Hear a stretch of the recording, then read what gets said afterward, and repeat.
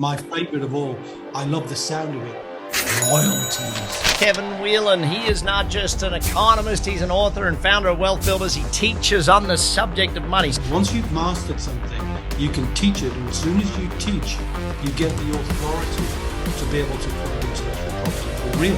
What if you can create wealth as you grow your business on the go? Be outstanding in your niche. Make sure that what you do, you're absolutely brilliant. In the UK, we call it bloody brilliant. So, Kevin, let's dive straight into the subject of success. Here on the Big Success Podcast, it's what we love. What is your definition of success? Like, what is success to you? Success to me is really being able to do exactly what I want to do, when I want to do it, with who I want to do it, whenever I want to do it.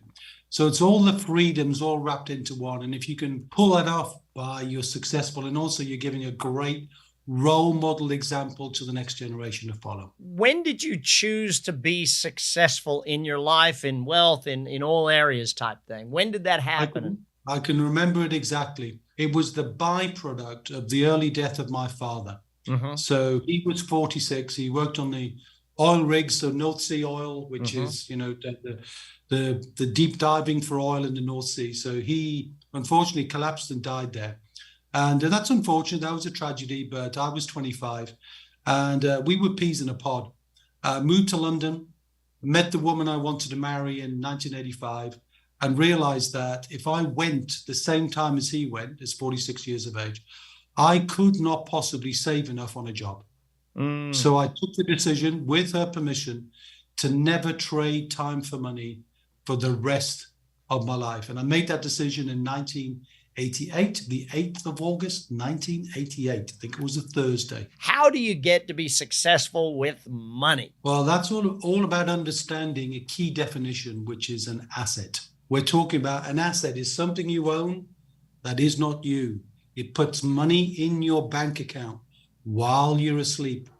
And that money can pass to good causes or your family, whatever you want to do. The money shows up even if you don't.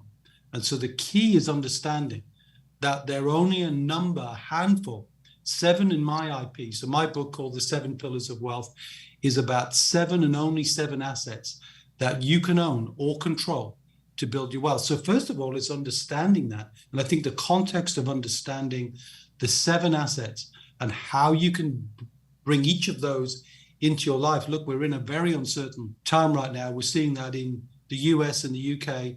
There's an economic storm brewing.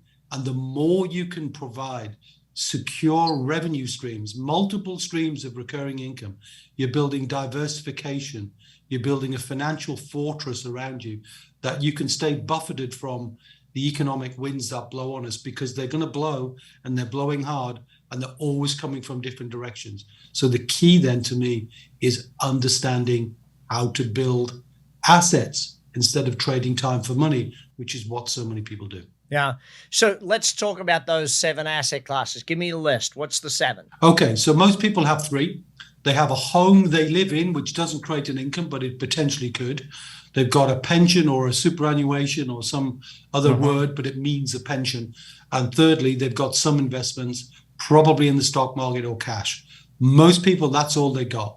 You cannot be financially independent from there because mostly you're out of control and the market is going up and down like a roller coaster ride and you're just hanging on, hoping it all's going to work out, but it doesn't. The other 4, the entrepreneurial pillars, which I'm sure you resonate with, Brad. First of all, number 4 then is creating a portfolio of property or real estate that generates a rental income that you can rely on. Number 5, having a business that works without you. And I love the ActionCOACH philosophy and your philosophy on that. The 6th is building intellectual property, creating a revenue stream from the very ideas you've created in books or courses or memberships or subscriptions. And my favorite of all, I love the sound of it, royalties. I mean, even just sounds sexy, doesn't it? Royalties, love that. So you can get royalties. And the 7th is joint ventures and collaborations. I think with the world being uncertain, people craving community, and the community and people working together with different aspects of life, different ways of looking at things, I love the collaboration that we're creating in the UK to allow people to work together to create things that they couldn't possibly create on their own by bringing the power of those different dynamics together. How do you turn your intellectual property into wealth? You're great at something, or if you're not sure and you're a bit introspective, you're a bit insular, maybe you could ask somebody else, what do you think I'm good at? So it doesn't take long to find out what you're really good at. Then how do you become great at that? And then how do you teach that? Once you've mastered something, you can teach it. And as soon as you teach, you get the authority to be able to create intellectual property for real, which is where the word author comes from, the stem of the author. Authority leads to that. How do we create wealth through a business? Number one, be outstanding in your niche. Make sure that what you do, you're absolutely brilliant at. Number two, can you create recurring income from the business? What is it that you can do in the business that will automatically ship, automatically deliver a product, automatically deliver a service? Create some form of ongoing recurring revenue that's predictable, because that creates more value, because an acquirer of a business is seeking predictability more than anything else. So if you can do that. And number three, if the business can work without you, and that's the leverage of systems and people and process. And if you combine all three, you can create immensely more valuable businesses that can sell for multiples of a business that's simply trading time for money. If good is the enemy of great, and in wealth, I think this is very true. People get to a point, and I nicknamed it, for want of a better term, fat and happy. Is there a way to get people to say, okay, you should go to wealth? Or, as a coach of mine once said, don't try and teach the pig to sing. It annoys the pig and it wastes your time. Can you get people into that? People will get into that when they understand that, for the most part, if they're successful at living, if they're successful at making income from a job or from a business, that in the end, that is temporary.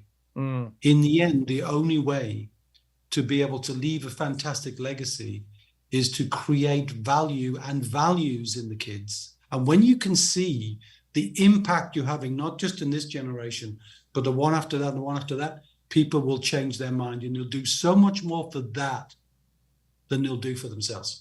And that's the Big Success Podcast for today. Hopefully you took a lot of notes, learned a whole bunch, and if you need to, go re-listen to it. We dropped a lot of information right there today. Big success is what it's all about. And by the way, if you haven't subscribed, hit that subscribe button so you're here with us every single week on the Big Success Podcast. I'm Brad Sugars. That's BS. Big success is what we're shooting for. Check the show notes for all the links. Make sure you follow through. Keep learning. Keep coming back. Oh, and by the way, share this with any of your friends who you know are up for success. I'll see you next week on the Big Success Podcast. You've been listening to the Big Success Podcast with the #1 business coach in the world, Brad Sugars. To learn more about how to achieve business and personal success, as well as how to level up or listen to past episodes, visit www.bradsugars.com.